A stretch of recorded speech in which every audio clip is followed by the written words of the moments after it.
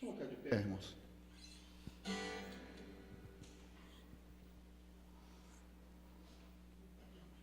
Prepare, o coração.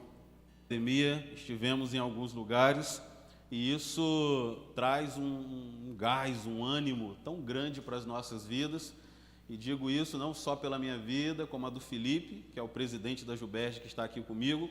E sempre que voltamos recarregados, não é, Felipe?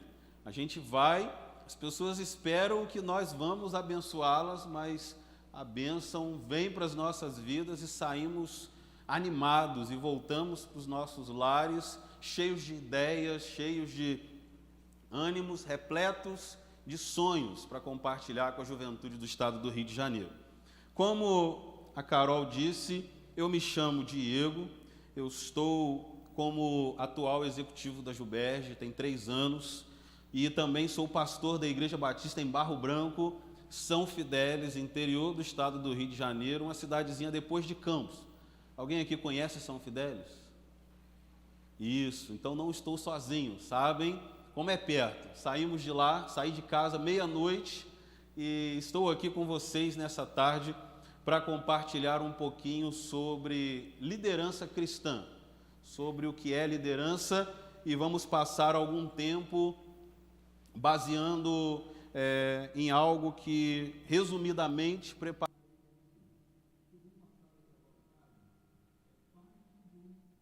material que temos de treinamento de liderança. Então, você que quer continuar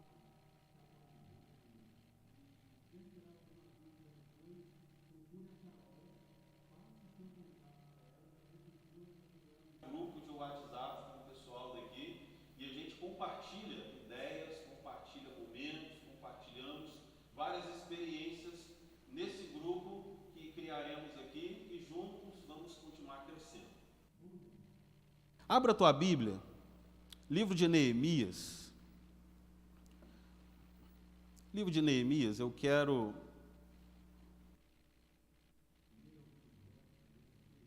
principalmente todos no capítulo 1.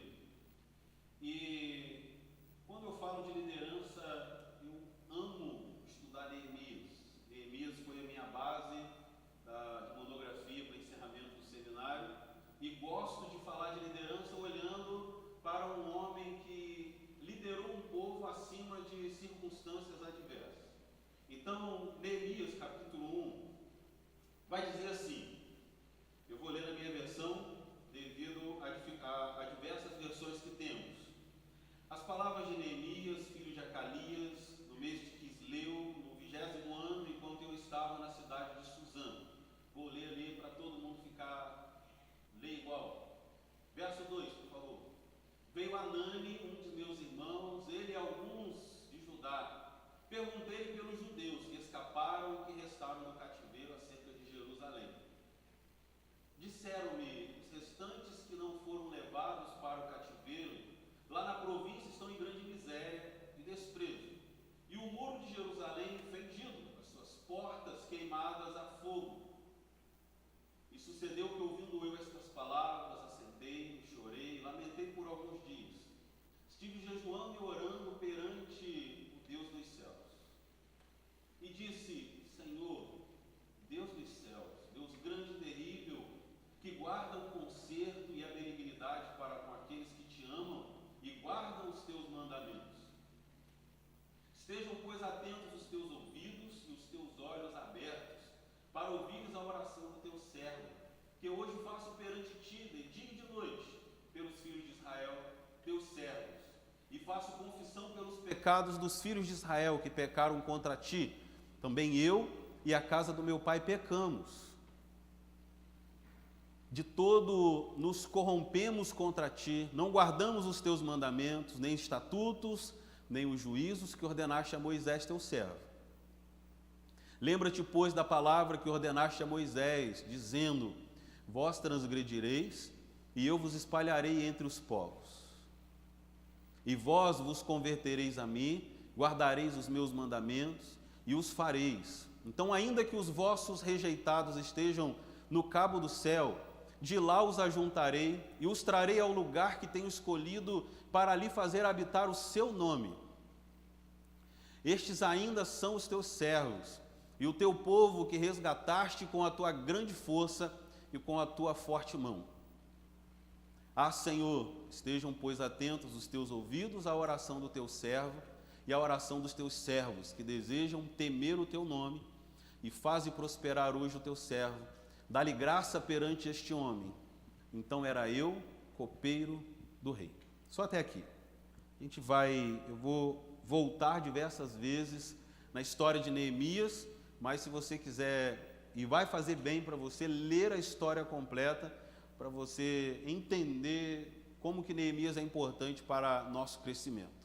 Primeira pergunta: quantos de vocês aqui são líderes? Sejam de crianças, de adolescentes, de jovens, de adultos, de mulheres, líder dentro de casa ou líder em alguma atividade que fazem? Levanta a mão. Muito bem, só para conhecer o público. Quantos aqui são liderados? Levanta a mão. Isso, muito bem. E outra pergunta: quantos aqui sentem o desejo de um dia liderar? Levanta a mão. Muito bom. Então temos um grupo aqui bem misto. E coloca para mim o primeiro slide, por favor.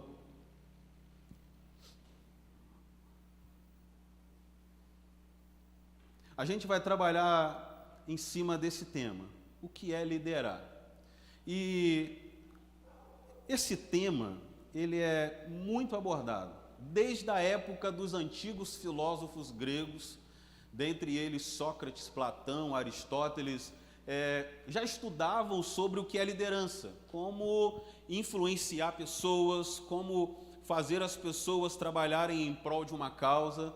Muitos homens e mulheres acertaram em ser líderes, outros acertaram em ser grandes chefes e ditadores.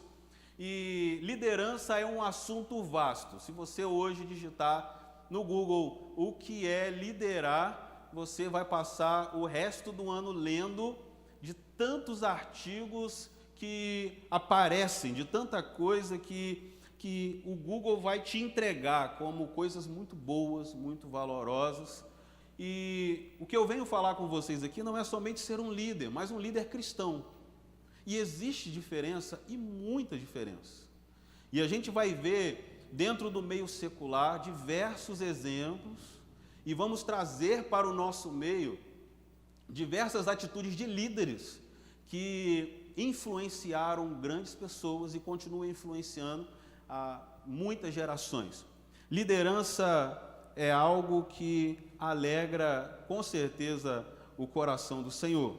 E, geralmente, o líder, ele precisa de algumas coisas a mais. Passa para mim, por favor.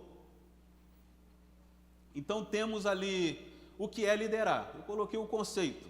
Procuramos a palavra, encontramos dirigir, conduzir e orientar. Estes termos definem um líder, o que o líder deve fazer, que é influenciar pessoas, que se envolver com as pessoas. Essa influência pode ser formal, pode ser imposta pelo cargo. Talvez você seja colocado como gerente de uma empresa e você vai precisar liderar as pessoas daquela empresa.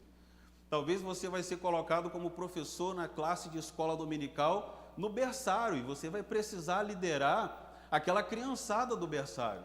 Talvez você vai ser colocado como líder dos introdutores do culto e você vai precisar liderar uma equipe.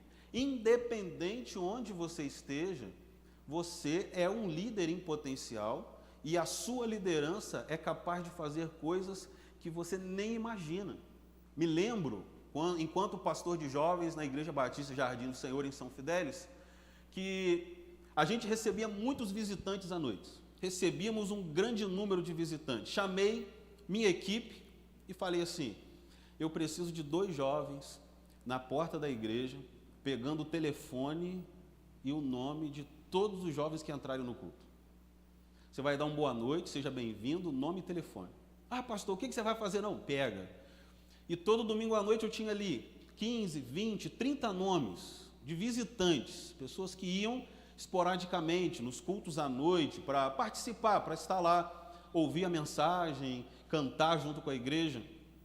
E eu passei durante a semana ligar para aquelas pessoas. Eu ligava, fulano, pode falar agora? Mandava uma mensagem, preciso falar com você, sou o pastor Diego, você esteve nos visitando, e 50% daquelas pessoas que eu entrava em contato voltavam. E eu me lembro de um jovem que voltou eu liguei para ele na segunda, falei, ó, sexta-feira nós temos o Formigueiro. O Formigueiro era um encontro de jovens que tínhamos dentro da nossa igreja.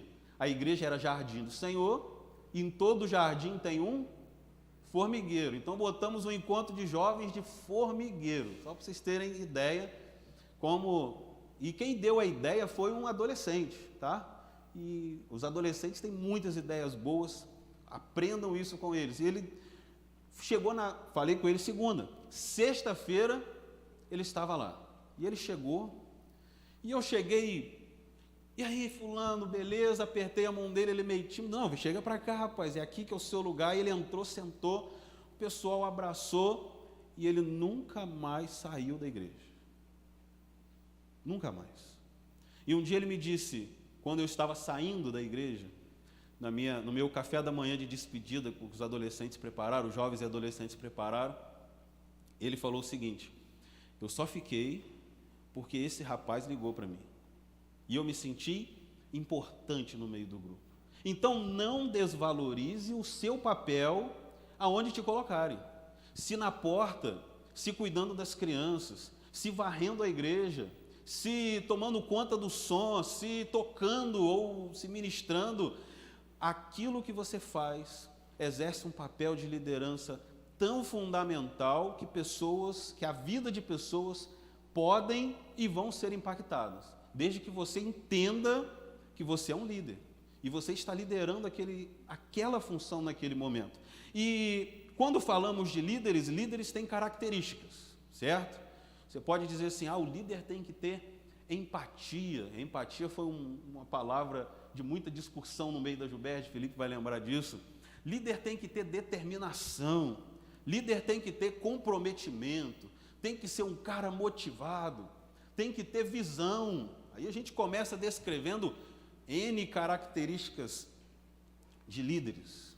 Porém, numa pesquisa norte-americana, em Harvard, fez uma pesquisa com 500 grandes líderes e perguntaram a eles assim, qual é a principal característica de um líder? 74% deles responderam, o líder tem que ter caráter. Ele pode ter todas as outras características possíveis. Se ele não tiver caráter, em algum momento irão questionar a liderança dele. Passa para mim, por favor. E o que define um bom líder é o seu caráter. Seu caráter diante de Deus e diante das pessoas. Voltemos a Neemias. Qual era a função de Neemias? Vocês lembram? Alguém fala aí bem alto. Copeiro. E o que o copeiro fazia naquela época? Provava o vinho do rei. Provava antes e depois ia lá servir o vinho para o rei. Se o vinho tivesse envenenado, quem morreria? Copeiro. O copeiro, no período medo-persa, chegou a ser um cargo acima do comandante-chefe das tropas, de tão importante que era. E eu fico imaginando Neemias, o caráter de Neemias para conquistar tamanha confiança do imperador, dele dizer assim, vai e o que você precisar me fala que eu vou mandar com você. O que você precisar eu vou mandar para que você seja abençoado. Aí eu me lembro de um dia, logo assim que eu assumi a Juventude Batista Centro Fluminense, a conhecida pelo estado do Rio de Janeiro como a Juba do Leão.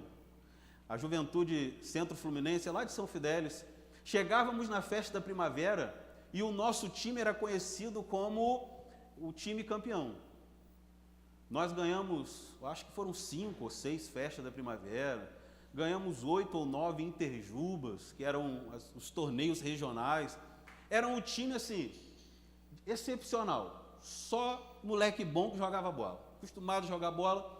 E a gente fazia um torneio todo ano para avaliar o desempenho dos nossos jogadores, que eram escolhidos a dedo, e desvendar futuros jogadores naquele meio. Primeiro ano meu como presidente, chamei 2 rapazes que já estavam acostumados com o time, eles me entregam uma folha, aqui está o time. Eu sentei para ver o torneio com aquela folha na mão. Semifinal, 3 jogadores que estavam naquela lista arrumam um problema. Aqui, com certeza, futebol não dá problema, certo? Né, pastor Elis? Não dá problema. Aqui o povo é santo, o povo não peca, o povo joga futebol na graça, né? E pede desculpa quando faz um carrinho maldoso, ninguém solta nenhuma palavra torpe. Aqui eu sei que é diferente, mas lá o povo é meio descrente, os crentes. E eu me lembro que aquela problemada danada, os 3, eles arrumaram problemas entre eles 3 e saíram dali chateados. E eu me lembro que quando terminou aquele jogo, eu cheguei para os rapazes que me ajudavam e falei, monta outra lista e esses 3 nomes estão fora do time. E eles disseram o seguinte, você vai pegar os 3 melhores jogadores, mais bem preparados fisicamente e líderes do grupo e vai deixar de levá-los na festa, nos torneios? O time vai perder. Eu disse para eles, ou o time vai sem eles, ou não vai ninguém. Eu sou o presidente e eu sei o que eu estou fazendo. Pode parecer uma atitude de chefe, né? Me chamaram de ditador, falaram que ele estava chegando querendo mostrar serviço, pastorzinho novo na cidade estava querendo implementar regras novas. Eu fui taxado de tudo.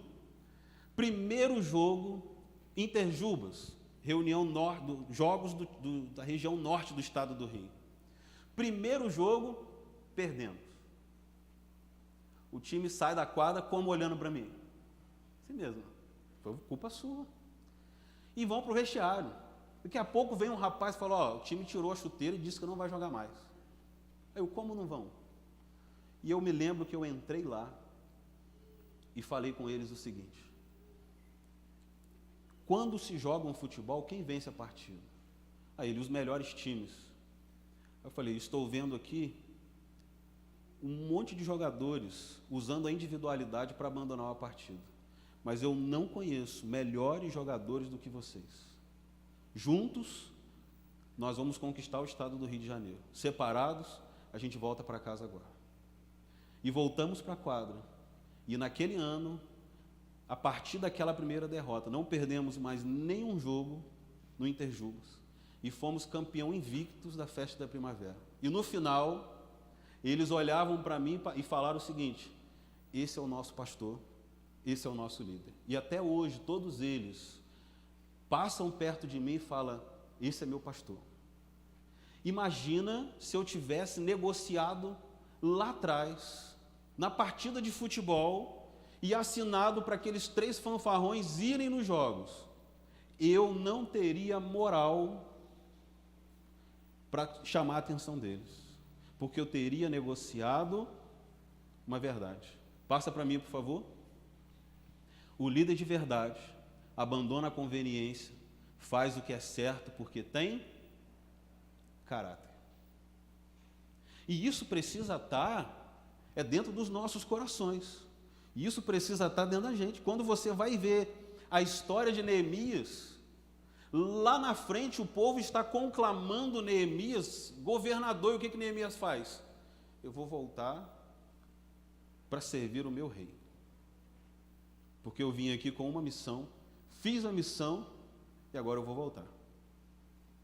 A gente precisa ter caráter. E caráter, na maioria das vezes, é só através da presença do Espírito Santo dentro de nós.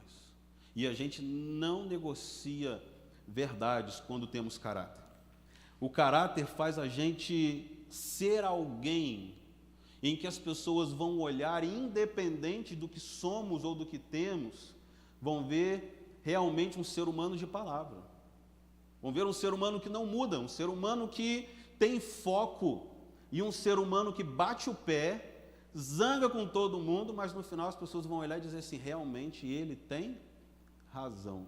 E eu me lembro quantas vezes nos jogos, quando o jogo esquentava, o time olhava para mim, assim mesmo, o time olhava para mim. E os jogadores mais estressados do time olhavam para mim e iam puxando os outros que estavam arrumando problemas, dizendo o seguinte: nós não viemos aqui para arrumar briga. Assim mesmo. E o time sabia, se nós brigarmos, nós vamos perder a oportunidade que temos de prestar um culto a Deus dentro dessa quadra. Conquistei o time. Ganhei o time, ganhei a confiança do time, fazendo a atitude certa. Vamos lá. Passa para mim, por favor. Atitudes que devemos tomar como líderes, atitudes que a gente precisa tomar como líderes que não podem faltar na nossa vida. Eu li um livro chamado, quem for professor de inglês, depois me corrija, tá? Depois, agora não. Tal de Golden Circle, alguma coisa assim. Círculo Dourado, né? Círculo Dourado em português. A gente não sabe inglês, a gente fala em português. De Simon Sinek, ou Sinek, o sobrenome dele. E ele conta uma história que um dia ele foi chamado para palestrar para o alto comando das tropas do exército norte-americano. Foi marcado um horário X com ele, chegou lá meia hora adiantado, e diz ele que foi dando a hora da palestra, foi dando a hora de começar, os comandantes que convidaram ele não chegavam. E um comandante não chegar na hora, alguma coisa está errado. As forças militares são vistas como aquele povo. Obrigado, meu amigo. Tem ali, ó. Aquele povo, as forças armadas, elas são conhecidas por pontualidade, por ética, por moral. E passado um tempo grande, chegam os comandantes, pedem desculpa, a palestra é realizada, e acaba aquela palestra, ele vai perguntar os comandantes. Os comandantes chegam para ele pedindo desculpas, dizendo que estavam resolvendo um grande problema e que estavam com muita dúvida para resolver aquele problema, e era um problema administrativo. Ele pergunta se poderia ajudar de alguma forma, e eles contam a história. Um comandante nosso foi pego dormindo, e a gente estava em debate para saber se expulsávamos ele da corporação ou não. Aí ele disse: mas dormindo? Mas o ser humano dorme. Será que é uma falta tão grave? Ele: não, o problema não é a falta. Vários foram pegos dormindo e foram absolvidos. O problema é que ele mentiu dizendo que não dormiu. E como nós vamos confiar um cargo de alto comando dentro do nosso meio para uma pessoa que mente nas pequenas coisas? Essa é a palavra dele. E a continuação da história, eu digo para vocês, ainda estou lendo o livro, tá? Não sei se ele foi expulso ou não, mas eu sei que a gente não pode negociar o nosso caráter. Não podemos. Atitudes que devemos tomar como líderes. E junto com, estou lendo outro livro do almirante McRaven, William McRaven. Ele escreve um livro chamado Se Você Quer Mudar o Mundo, Comece Arrumando a Sua Cama. Aí você pensa assim, um almirante americano escrevendo um livro desse.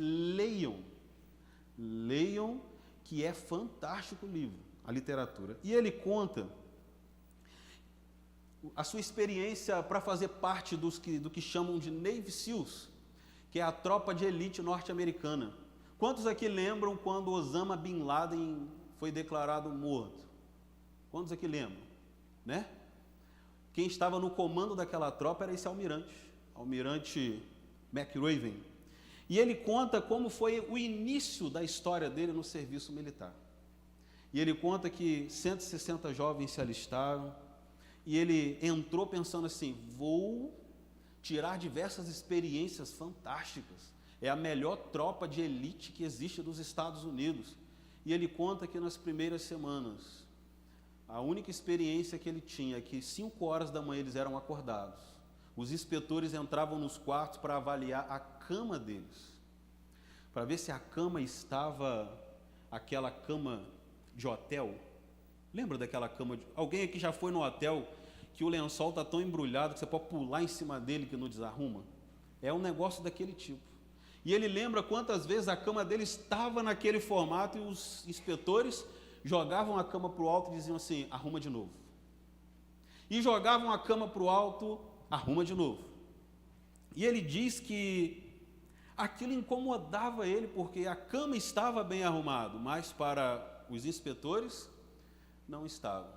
Aí ele mostra para a gente uma primeira grande lição. Passa para a gente aí. Arrume a sua cama. Aí você pode olhar para mim e pensar assim: mas que lição é essa?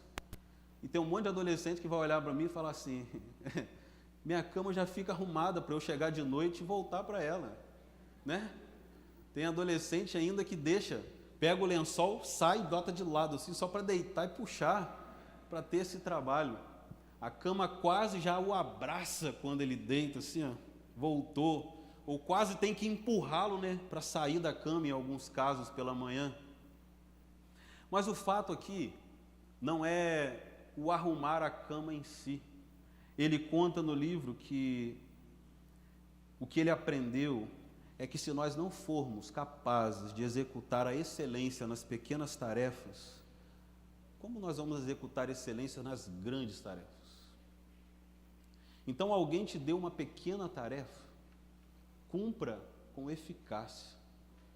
O seu líder olhou para você, que isso, hein? Olha,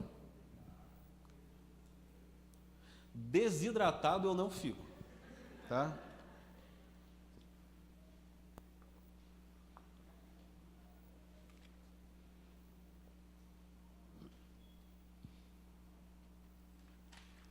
E ele conta isso. As pequenas tarefas que nós somos designados a fazer, se nós não conseguimos executá-las com perfeição, com destreza, como é que nós seremos confiados às grandes tarefas? Seu líder olha para você e te dá uma pequena missão e você consegue falhar naquela pequena missão. Seu líder pede para você fazer algo pequeno, porque ele quer testar a sua capacidade nas pequenas coisas, e nas pequenas coisas você não consegue fazer. Aí você espera que um dia ele te coloque para liderar o grupo. Como? Como vamos fazer as excelentes, as grandes coisas se nós erramos nas pequenas? Aí estava conversando com o Felipe no ônibus. Como a gente veio? Foram de 1h30 da manhã até às 11 da manhã, né, Felipe? Dentro de um ônibus, aliás, dentro de 3 ônibus. A gente veio conversando e teve um momento que a gente falou sobre o rugby. Se você nunca viu um esporte de homens se degladiando, literalmente, procure no YouTube jogos de rugby. É o quê? Rugby, muito bem. Obrigado aos professores de inglês. Eu sou péssimo em inglês, tá, gente? Eu não gostava de inglês. Aliás, não gosto, tá? Eu sei que eu sou incentivado a ler inglês, a fazer tradução, ainda mais que hoje em dia existe o Google Tradutor, a menina fala o que significa, aí eu escrevo, ela fala de novo, e assim a gente vai lendo o material em inglês, traduzindo para o português brasileiro nosso. E conversando com ele sobre esse jogo, sobre esse tipo de esporte, eu falei com ele que eu li sobre os All Blacks. Sobre os All Blacks. É o melhor time desse esporte, rugby. Falei agora, certo. E o melhor time desse esporte. E eles chamam para si o título de times com maior número de troféus do mundo. Eles pegam para si esse título. E quem já viu os jogos deles, eles rolam na lama, eles jogam grama para o alto, o campo fica destruído depois do jogo deles, literalmente. Principalmente quando chove, parece aquele monte de porquinho na lama brincando de pique-pega. Imagina o uniforme daqueles homens. Imagina o vestiário daqueles homens. Quem aqui já entrou num vestiário masculino depois de um jogo de futebol, sabe como é que fica bonito e cheiroso aquele negócio. Imagina desse esporte. Literalmente. Só que eles têm algo fantástico que eles fazem. Ninguém é pago para limpar o vestiário deles. Porque eles mesmos limpam. E sabe o que eu tiro disso? Humildade. Eles fazem isso para não esquecerem de onde eles saíram. E para eles valorizarem até as pequenas coisas. Arrumar a cama, fazer as pequenas coisas com excelência. É isso que a gente precisa fazer se a gente quiser ser um líder em potencial, se a gente quiser ser um líder capaz de movimentar as outras pessoas. Vai fazer um trabalho escolar, quantas vezes eu ficava rindo das meninas que faziam o trabalho escolar e botavam lá coraçãozinho, florzinha, e eu ria daquele, eu olhava, gente, para que fazer aquilo tudo? Aí a professora, vou te dar mais um pontinho pelo capricho, eu vou fazer também. Será que se eu fizer florzinha no meu trabalho, eu vou ganhar mais um pontinho? E as meninas caprichavam, aí mandava as meninas fazerem trabalhos em cartolina, chegavam, os 5 cartolinas coladas, as meninas carregando em grupo, em fila, 3 carregando, cada uma segurando numa ponta, não encosta, não chega perto.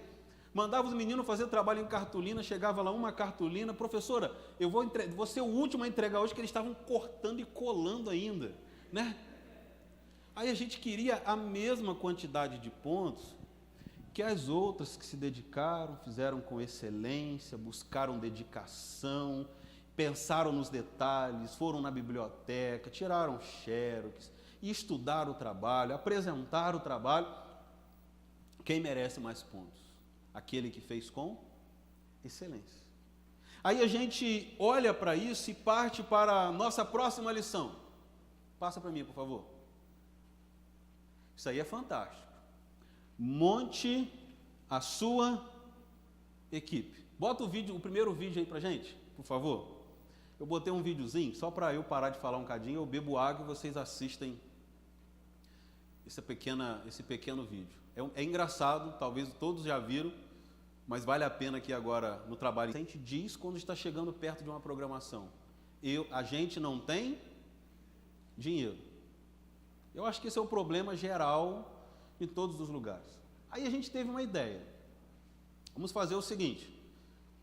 Vamos fazer uma rifa, uma cesta de produtos, ganhamos várias coisas na igreja, montamos uma cesta, estava perto da campanha missionária que tinha na igreja, e falamos, vamos aproveitar para levantar dinheiro para o nosso congresso. A cada 30 tickets que você vender, você vai de graça para o congresso. Fiz essa proposta para todo mundo. E me lembro que uma jovenzinha passou uma semana, pastor, toma, 30, mais o dinheiro, me dá mais 30. Aí eu, calma aí, você já fez sua parte? Não. Agora eu vou vender para aqueles que não podem ir. Aí veio a segunda, veio a terceira, e eu me lembro de mais ou menos um grupo de uns 10 que venderam, vieram, pegaram mais, venderam, vieram, pegaram mais, venderam, vieram, pegaram mais. No final daquela campanha que a gente estava fazendo, eu tinha mais dinheiro em mãos do que se eu tivesse cobrado a inscrição de cada um daqueles jovens para a gente realizar o congresso. E eu pude ver que literalmente, depois daquele gesto, a minha equipe estava formada. Eles vestiram a camisa, eles compraram a ideia, eles olharam e pensaram assim, nós fazemos parte de uma equipe, o que adianta eu ir num congresso se fulano não for? Que está junto comigo sempre.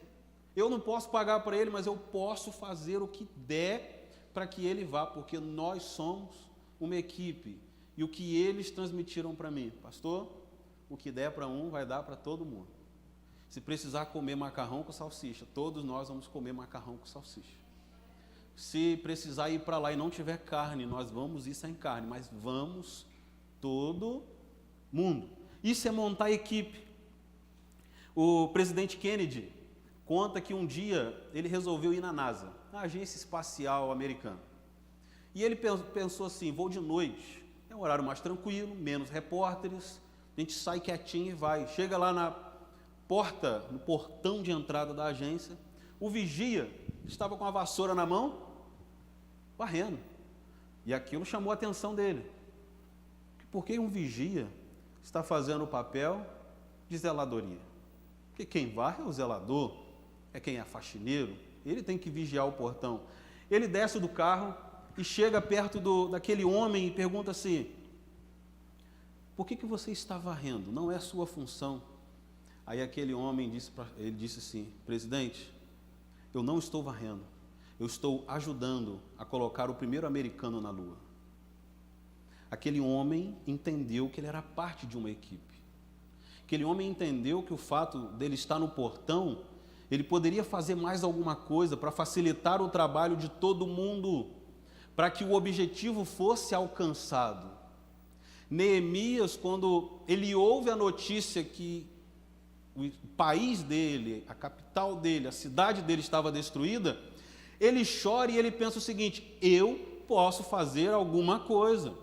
A gente está falando sobre recomeçar e temos trabalhado esse tema, a nossa convenção está trabalhando missões estaduais em cima desse tema, porque na verdade é tempo de recomeçar. E como nós vamos recomeçar se muitos de nós, líderes, estamos parados? Como vamos começar se nós estamos esperando, muitas vezes, os pastores recomeçarem sozinhos? Queridos, não esperem os pastores recomeçarem. Às vezes eles precisam de alguém que puxe por eles, porque é cansativo. Às vezes as pessoas pensam assim: a vida de pastor é tranquilo. Eu passei essa semana, eu falei para o Felipe, passei essa semana estudando, de manhã, de tarde, de noite. Não só para elaborar isso daqui, porque eu tenho lições para escrever para a igreja, estudos para abordar na igreja, mensagens para pregar semana que vem, e eu preciso estar com tudo organizado, no mínimo uma semana antes, porque a minha semana que vem pode vir cheia de imprevistos. E se eu for pego no imprevisto, eu acabo não me dedicando como eu deveria para a igreja que eu sirvo. Vocês que estão aqui, contribuam. Se foi dada uma função a vocês, faça 2, faça 3. Me pediram para ficar na porta, dando um boa noite para todo mundo que entra. Dê um boa noite, vê se precisa de alguém, lugar para sentar, chame um membro para fazer alguma coisa e ajude o ministério infantil. Rode a igreja de cima para baixo, caça alguma coisa para fazer, porque assim você vai estar contribuindo para que o Evangelho de Jesus chegue a mais pessoas possíveis. Mas para isso, na hora de nós líderes montarmos a nossa equipe, a gente precisa saber com quem contar. A gente precisa saber quem vai fazer parte da nossa equipe. Porque às vezes convidamos um monte de gente. Vamos convidar 1, 2, 3, e a gente não vai saber se eles vão executar. Como eu disse, eu cheguei na igreja, eu chamei um grupo de 40 para me ajudar. Desses 40, um grupo de 10 a 15 estavam comigo para o que der e vier. Os outros iam junto na multidão, mas eu sabia que eu tinha 10 pessoas que iam cortar um dobrado comigo. E eu pensei o seguinte: eu vou treinar essas 10 pessoas para fazerem aquilo que eu não consigo fazer. E eu comecei indo para a 3ª lição. Passa aí para mim, por favor. Eu comecei motivando a minha equipe. E eu estava me lembrando até esses dias, me lembro de um dia dos namorados que teve na igreja. E imagina, pastor de jovens e adolescentes, dia dos namorados chegando, a gente tem na igreja o quê? Um monte de solteiro. Aí aquela cabeçada de solteiro, eu pensei o seguinte, uma menina, 12 anos, chegou para mim: pastor, o que nós vamos fazer no dia dos namorados? Aí eu: o que você acha que a gente pode fazer? Vamos fazer uma festa dos solteiros. Aí eu: boa, vamos fazer uma festa dos solteiros. Eu era assim, tá? Falasse comigo assim: pastor, vamos plantar bananeira no terreno da igreja? Eu ia pensar: vamos plantar bananeira, vamos vender banana para a gente levantar dinheiro. Os adolescentes falavam e eu comprava aquela ideia: vamos fazer a festa dos solteiros. E começamos trabalhando. Chamei minha equipe, 10 a 15, botei numa sala, falei: a partir de hoje, vou ensinar vocês gestão. E comecei falando com eles o que precisa para se ter para fazer uma festa, parte orçamentária, o que é isso. E toda semana um encontro. Semana que vem encontrava, o que nós conseguimos? Chegou faltando 2 semanas para a festa, veio a ideia, pastor, e se a gente colocasse lá um pula-pula, um totó, um negócio assim? Eu falei, olha, isso aí demanda dinheiro, a gente precisa alugar. A gente tem X, nós vamos gastar X menos Y, porém, se com isso aí, a gente vai precisar de W. E mostrei, fiz um gráfico para o quadro, tabela, para adolescente entender o que é orçamento. Chegou lá, aí uma menina falou assim, e se a gente conseguir patrocínio? Aí eu puxei um terceiro quadro, desmanchei, terceira tabela, patrocínio. Quem aqui consegue R$50? Levanta a mão.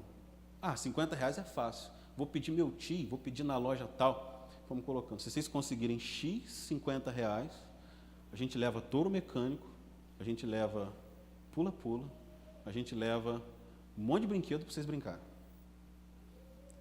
E falei, olha, agora só depende de vocês.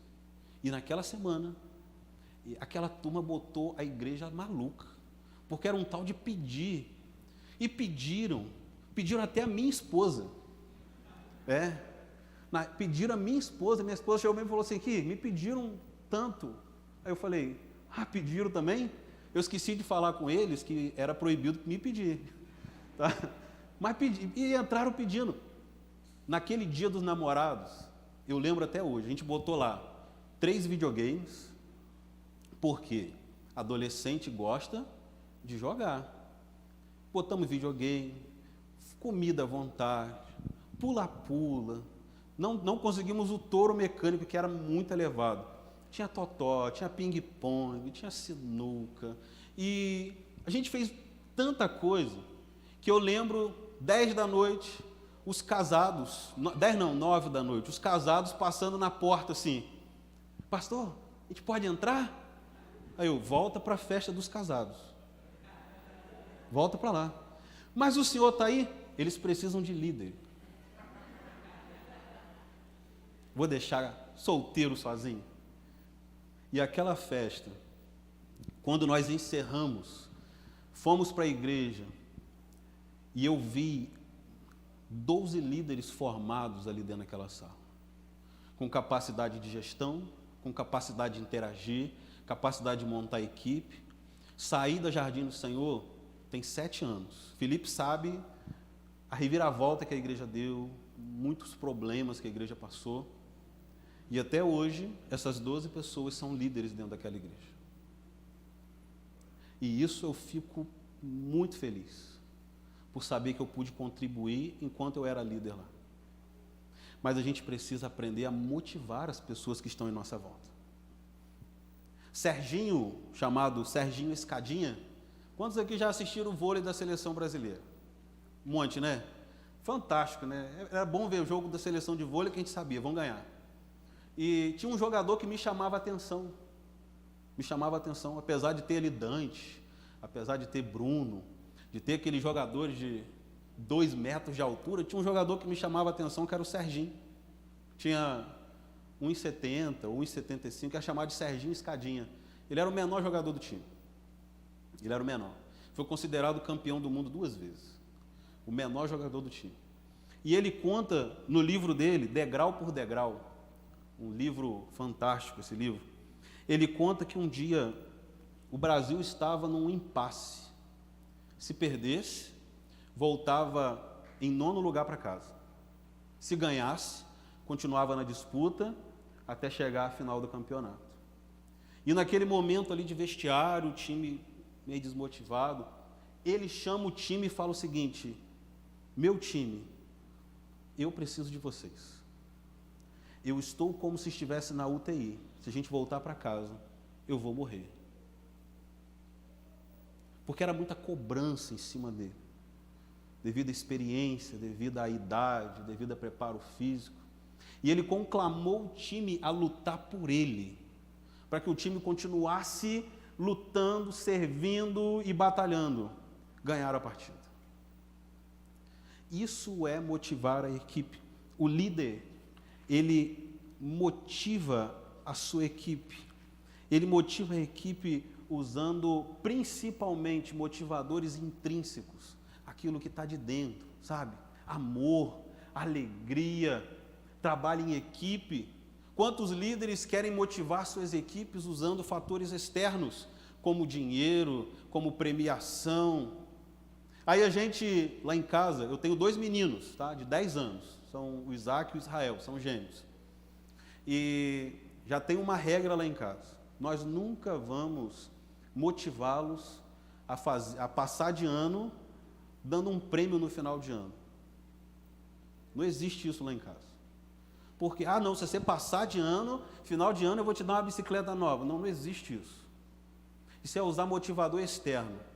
A criança, ela acaba se acostumando em ganhar, ganhar, ganhar. Por isso que muitas vezes vamos em festa de aniversário, damos um presente à criança, a criança pega aquele presente, bota em cima da mesa e sai correndo com as crianças. Já vi isso várias vezes, porque as crianças estão cansadas de ganhar coisas externas, de ter esses motivadores. E a gente chegou na conclusão: é obrigação deles estudar, se dedicar ao máximo. É obrigação deles serem bons filhos. A gente não precisa barganhar com crianças. A gente não precisa ficar barganhando com coisas externas. Não, meu filho, fica quietinho aqui na igreja que papai vai te dar uma balinha. Um pai desse merece, no mínimo, um beliscão na igreja. Quantas vezes eu me lembro do púlpito pregando e minha esposa estava lá, assim, quieto, menino, assim mesmo.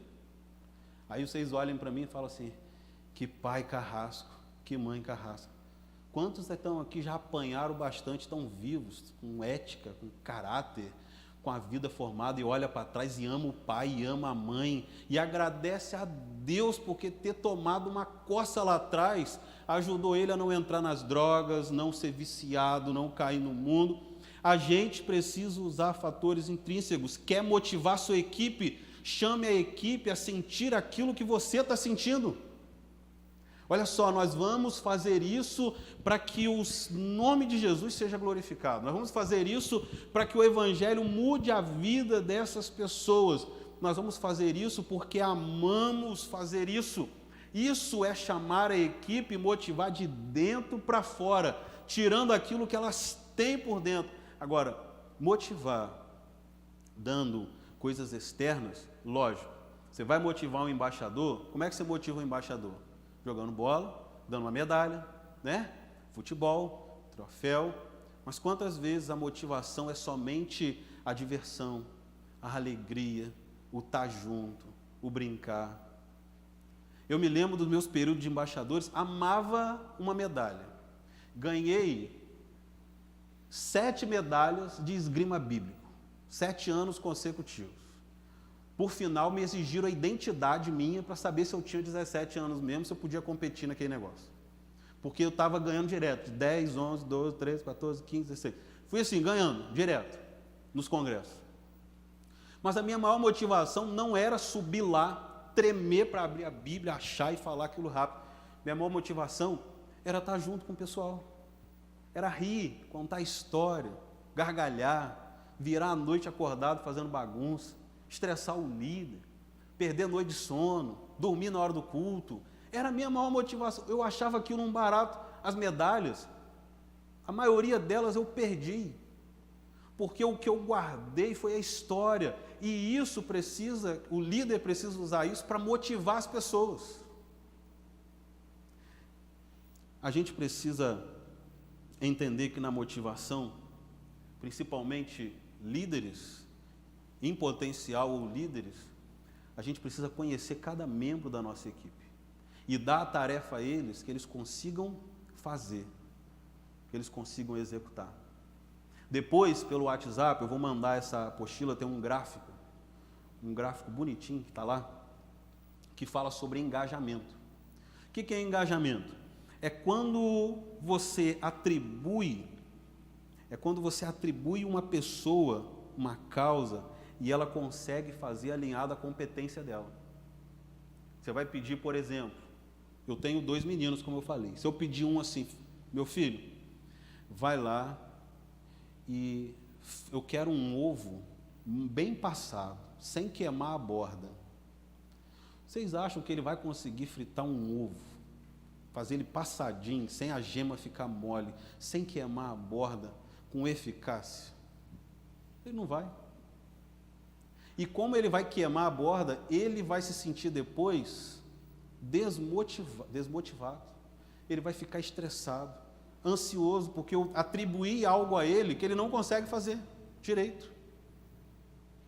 Agora, se eu falar com ele assim: meu filho, pega um canecão, enche d'água, bota no fogo e bota os ovos dentro para cozinhar.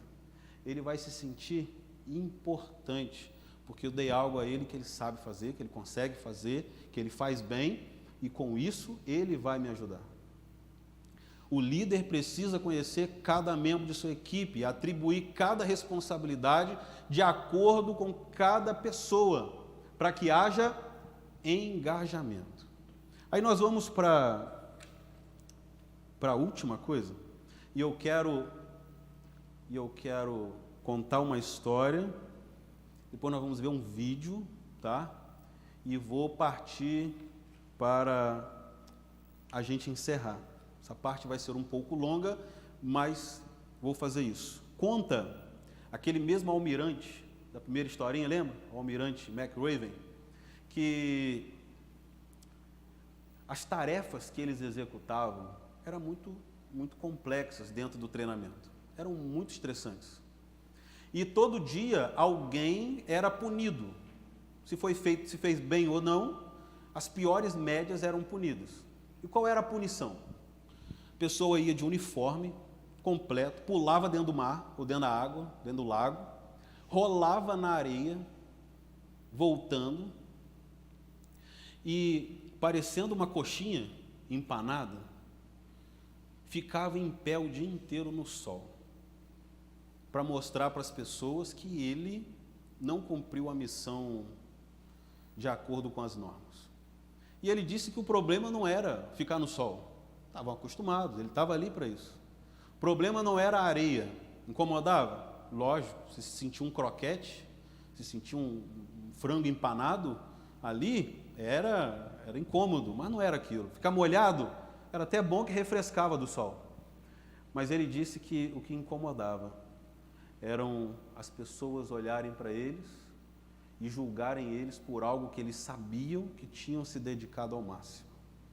E ele conta que no meio do pátio, tinha um sino. E quantas vezes aqueles homens, por volta das 2, 3 horas da tarde, cansado, com fome, chateado, iam correndo para aquele sino, batiam o sino, e aquele sino era sinal de: eu desisto, não aguento mais. E entramos na nossa quarta lição. Passa aí para mim, por favor. Você que está aqui, que é líder.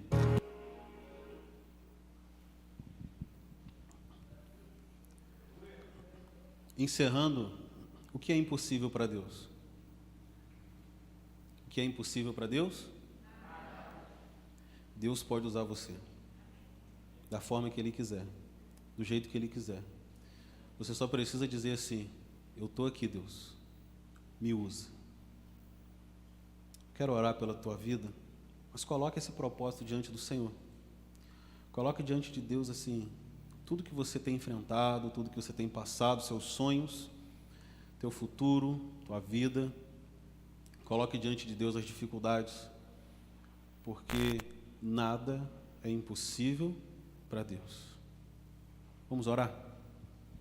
Te agradecemos, Pai, por essa tarde fantástica aqui, nesse lugar maravilhoso, na tua igreja, junto com essa juventude que está disposta a recomeçar. Sabemos as dificuldades que é recomeçar, que é voltar na caminhada.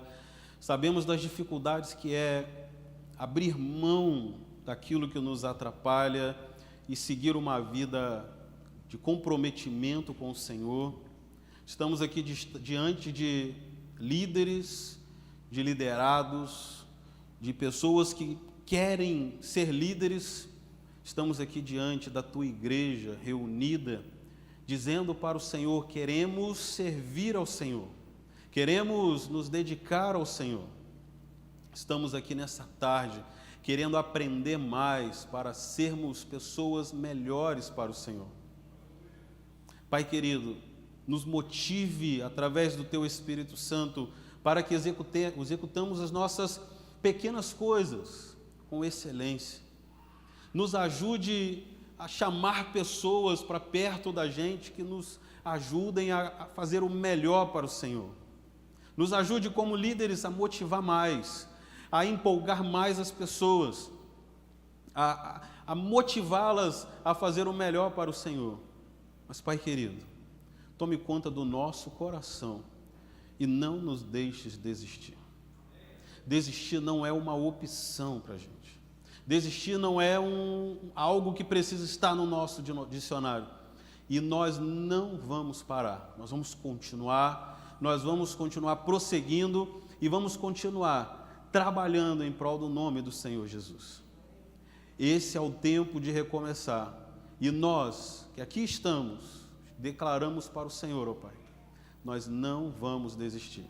Use as nossas vidas, use a vida dos pastores que aqui estão, dos líderes aqui presentes, use a vida da Carol como presidente dessa juventude, para fazer algo fantástico, mesmo diante de todas as circunstâncias, que o Seu nome seja glorificado através de todos nós. Obrigado pelo privilégio de poder estar aqui com essa juventude linda. Obrigado pela graça do Senhor sobre as nossas vidas. Te louvamos e agradecemos no nome de Jesus. Amém. E Deus complete aquilo que ficou faltando. Como eu disse, se você depois quiser todos esses slides, esses vídeos, mais outros vídeos, entre em contato com a Carol, dá o número dela, ela vai fazer um grupinho de WhatsApp e eu vou mandar tudo por esse grupo para vocês terem acesso, tá bom? Eu vi algumas pessoas anotando, mas é bom anotar, exercita a nossa mente. Carol, a palavra está contigo.